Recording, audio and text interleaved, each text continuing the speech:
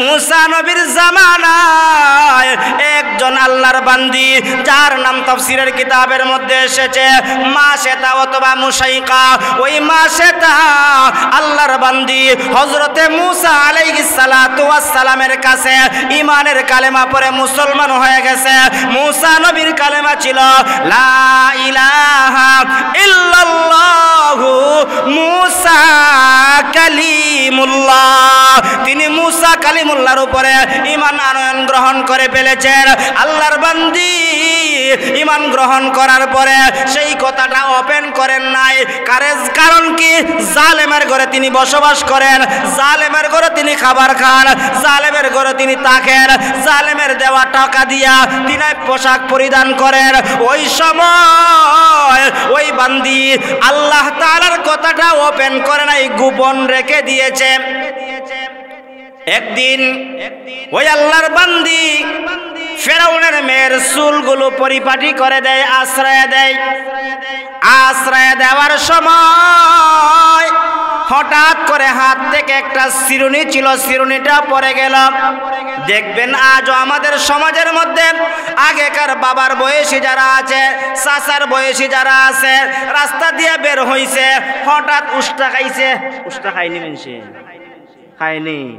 উষ্টা খাইছে, খাইয়া কয় ইন্না লিল্লাহ। এই শব্দটা উচ্চারণ আসেনি এলাকা? আসেনি? জোরে কন্যা। কিন্তু ডিজিটাল মার্কা কিছু যুবক আছে, উষ্টা খাইলে কয় ইস অথবা উফ। ইন্না লিল্লাহ তার জবান দিয়া বের হয় না। আসেনি এরকম মানুষ? আল্লাহর বান্দি হাত থেকে চিরুনিটা পড়ে যাওয়ার কারণে তাইসা মান কাফারা বিল্লাহ অথবা ইন্না লিল্লাহ শব্দটা বের হয়ে গেছে তার জবান দিয়া। কারণ কি? আল্লাহর বান্দি, ঈমানওয়ালী বান্দি, আল্লাহ প্রেমিক বান্দি, মুসা নবীকে মহব্বত করে। ওই আল্লাহর বান্দিটা আল্লাহর উপরে এত মহব্বত আর ভালোবাসা ছিল, জানা অজান্ত অবস্থায় তার জবান দিয়া আল্লাহ পাকের নামটা বের হয়ে গেল। সুবহানাল্লাহ। বান্দির জবান দিয়া কার নাম উচ্চারণ হইছে? আল্লাহর নামটা উচ্চারণ হইছে।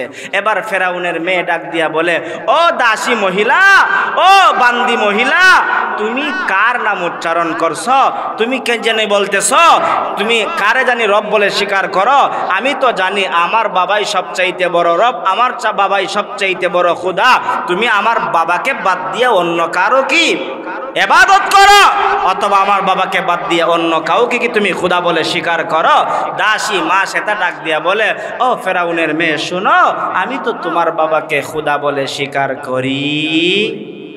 জোরে আওয়াজ দিয়া বলুন আল্লাহু আকবার। মা সেটা মহিলা ইসলাম গ্রহণ করেছে, কিন্তু ফেরাউনের মেয়ের সামনে মাথা নত করে কেন করে নাই? তার ভিতরে ঈমান আছে, তার ভিতরে ইসলামের পাওয়ার আছে, কোরআনের পাওয়ার আছে, টাকার কারণে সে তা মাথা নত করে নাই। এবার মেয়ে কান্না করতে করতে বাবার কাছে গেছে, ও বাবা, আপনার ঘর থাকে, আপনার ঘর খায়, আপনার দেওয়া পোশাক পরিধান করে, কিন্তু আপনাকে খোদা বলে স্বীকার করে না, আপনাকে রব বলে স্বীকার করে না। এবার আপনি কি বিচার করবেন করেন। এখনো তো মানুষ শুনে নাই। ফেরাউন এবার জল্লাদের মাধ্যমে দাসী মা সেটাকে ডাকাইল, ডাকাইয়া তার কাছে নিয়ে আসলো। আসার পরে বলতেছে, ও মা সেটা, এখনো তো কেউ শুনে নাই, আমি কেবলমাত্র শুনেছি, আমার বাউন্ডারির ভিতরে যারা আছে তারা কেবলমাত্র শুনেছে। এই মুহূর্তের ভিতরে তুমি আবাকে আবার পূর্বের ন্যায় খোদা বলে স্বীকার করে নাও। দাসী মহিলার ঈমানের কত পাওয়ার ছিল, মজবুত ছিল। দাসী মহিলা মেয়ের সামনে যেই কথাটা উচ্চারণ করেছিল, মেয়ের বাবা ফেরাউনের সামনেও দাঁড়ায় বলতেছে, আমি তোমাকে খোদা বলে স্বীকার করব না, আমি আমার রব আল্লাহকে রব বলে স্বীকৃতি দিয়েছি। আল্লাহু আকবার। আমি আমার রব আল্লাহকে রব বলে স্বীকৃতি দিয়েছি। এবার সংক্ষিপ্ত কথা, এবার কষ্ট দেওয়ার জন্য, নির্যাতন করার জন্য দুইটা প্রস্তাব দিল। কয়টা প্রস্তাব? দুইটা প্রস্তাব দিল। এক নম্বরের প্রস্তাব হলো, দেখো যদি তুমি পূর্বের ধর্মে চলে আসো, অর্থাৎ আমাকে খোদা বলে স্বীকার করো, তোমাকেও বাঁচাইয়া দিব, তোমার দুটা সন্তান আছে, দুটা সন্তানকেও বাঁচাইয়া দিব। আর 2 নম্বর হলো, যদি তুমি ফিরে না আসো, তোমাকেও মারব, তোমার কলিজার টুকরা 2টা সন্তান যে আছে, 2টা সন্তানকেও মেরে ফেলবো। আল্লাহর বান্দির ইমানের পাওয়ারটা কতটুক মজবুত ছিল। আর আল্লাহর বান্দি আল্লাহর উপরে ইন্নাল্লাযীনা ক্বালু রাব্বুনাল্লাহু সুম্মা ইসতাকামু, ওই কথার উপর কতটুক ইস্তেকামত ছিল। ইস্তেকামত তাইকে আল্লাহর বান্দি ডাক দিয়া বলে, আমার জীবন যায় যাইতে পারে, সন্তানগুলোর জীবন যায় যাইতে পারে, জেনে রাখো একটা মুহূর্তের জন্য আমি তোমাকে খোদা বলে স্বীকার করব না। যেই রবকে রব বলে স্বীকার করে নিয়েছি, ওই রবের জন্য আমার সন্তানগুলোকেও বিলীন করব, আমিও এই রবের জন্য জীবনটাকে বিলীন করব। কিন্তু তুমি ফেরাউনের সামনে মাথা নত করব। সংক্ষিপ্ত কথা, এবার তার 2টা সন্তানের মধ্য থেকে একটা মেয়েকে আগুনের মধ্যে নিক্ষেপ করে দিবে। মুহূর্তের ভিতরে মেয়েটা দুনিয়া থেকে বিদায় হয়ে গেল।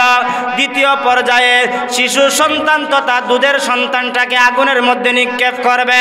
এমন সময় আমার আল্লাহ তাআলা ওই দুধের সন্তানের জবান খুলে দিয়েছেন। দুধের সন্তান এবার মাকে নসিহত করে, ইয়া উম্মি লা তাখাফ ইন্নাকি আলাল হক। ওগো আমার আম্মা জান, আপনি যেই পথে আছেন, যেই রাস্তায় আছেন, সঠিক রাস্তায় আছেন, সঠিক পথে আছেন, ওই রাস্তায় তাইকা আপনি জীবন দেন।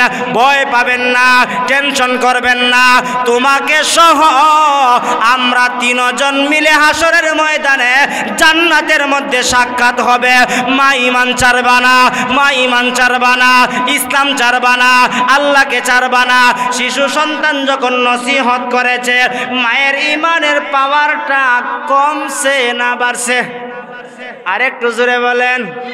মায়ের ইমানের পাওয়ার যখন বেড়ে গেল, এবার আল্লাহর বান্দি ডাক দিয়া বলে, ও মা, তুই যেই রাস্তায় যাবে আমিও সেই রাস্তায় যাব। 2টা সন্তান দুনিয়া থেকে বিদায় হয়ে গেল। তৃতীয় পর্যায়ে মাকে আবার আগুনের মধ্যে নিক্ষেপ করবে। মা একটা নসিহত করে, মা একটা আবদার করে, ওরে ফেরাউন জল্লাদেরা শুনো, আমাকে আগুনে নিক্ষেপ করবা, কিন্তু আগুনে নিক্ষেপ করার আগে একটা আবদার হলো।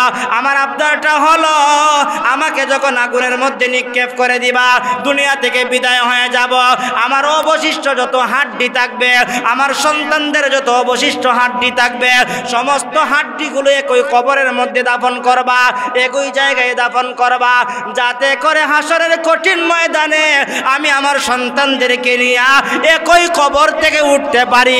মৃত্যুর আগে এমন কথা বলতে পারে ওই ব্যক্তি যার ইমানের পাওয়ারই আর মজবুতি আছে, ঠিক কিনা? যার ইমানের পাওয়ার আছে, মৃত্যুর আগ মুহূর্তেও আল্লাহকে বলে নাই, দিন ইসলামকে বলে নাই, ওই আখিরাতের কথাকে স্মরণ করে আল্লাহর বান্দি নসিহত করলো, নসিহত তারা মেনে নিল। সংক্ষিপ্ত কথা, বান্দিও দুনিয়া থেকে বিদায় হয়ে গেল। এক নবী থেকে আরেক নবীর পরিবর্তন হতে হতে হতে হতে আমার নবী সরকারে দু আলম নবী দুনিয়াতে আসলেন। আমার নবী দুনিয়াতে আগমন করার পরে আমার নবী মুহাম্মদ সাল্লাল্লাহু আলাইহি ওয়াসাল্লাম নবুয়ত পাইলেন। নবুয়ত পাওয়ার পরে আমার আল্লাহ আমার নবীকে মেরাজ করাইছেন। আমরা সবাই জানি, বাইতুল্লাহ থেকে বাইতুল মুকাদ্দাসে নিলেন, বাইতুল মুকাদ্দাস থেকে প্রথম আসমান, দ্বিতীয় আসমান, তৃতীয় আসমান, চতুর্থ আসমান, পঞ্চম আসমান, ষষ্ঠ সপ্তম আরশ, কুরসি, লৌহ, কলম সহ সব কিছু ভ্রমণ করাইয়া রাত্রির ভিতরে আবার আমার নবীকে বাইতুল্লাহ আল্লাহ পৌঁছে দিলেন। যাওয়ার সময় নবী মুহাম্মদ সাল্লাল্লাহু আলাইহি ওয়াসাল্লামের নাকের মধ্যে জান্নাতের সুঘ্রাণ লাগলো। নবীজি জিবরিল আমিনকে জিজ্ঞাসা করেন, ভাই জিব্রাইল, আমরা কি জান্নাতের একবারে কাছাকাছি চলে আসলাম নাকি? জিবরিল আমিন বললেন, ইয়া রাসূলুল্লাহ, আমরা তো এখনো জমিনের মধ্যে ভ্রমণ করতেছি, তাহলে জান্নাতের সুঘ্রাণ কোথায় থেকে আসলো? ইয়া রাসূলুল্লাহ, মুসা নবীর জামানায় ফেরাউনের সময় ওই আল্লাহর বান্দি এবং তার 2টা মেয়ে সন্তানগুলোকে জালেম জুলুম করে অত্যাচার করে দুনিয়া থেকে বিদায় করে দিয়েছিল আর তাদেরকে আগুনে নিক্ষেপ করে কবরের মধ্যে দাফন করা হয়েছিল। ওই কবর থেকে জান্নাতের সুঘ্রাণ বের হইতেছিল, কিয়ামত পর্যন্ত ওই কবর থেকে জান্নাতের সুঘ্রাণ চতুর্দিকে বের হতে থাকবে। আল্লাহু আকবার। এজন্য দোস্ত আমাদেরকেও ঈমানের উপরে অটল অবিচল থাকা, ঈমানের উপরে মজবুতি থাকা দরকার আছে না নাই? জোরে আওয়াজ দিয়া বলুন, আছে না নাই?